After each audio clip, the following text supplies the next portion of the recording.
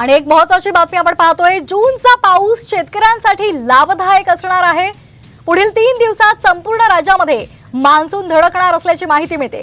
जुलै ते सप्टेंबर सरासरीपेक्षा अधिक पाऊस होणार असल्याचा अंदाजही वर्तवण्यात आलाय। पुढील 3 दिवसांमध्ये मान्सून राज्य व्यापणार असल्याची माहिती समोर आलेली आहे। आताची महत्त्वाची बातमी आपण पाहतोय, जूनचा पाऊस हा शेतकऱ्यांसाठी लाभदायक ठरणार आहे। त्याचबरोबर पुढील 3 दिवसात संपूर्ण राज्यामध्ये मान्सून पाहायला मिळणार आहे। जुलै ते सप्टेंबर सरासरीपेक्षा अधिक पाऊस होणार आहे।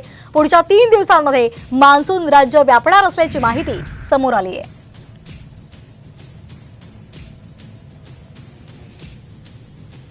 मला असं वाटतं की जे सरासरीपेक्षा जास्त पावसाचं पूर्वानुमान आहे संपूर्ण सीझनसाठी, मला वाटतं ते प्रश्न जुलै आणि ऑगस्टमध्ये नक्कीच ते ॲड्रेस होतील।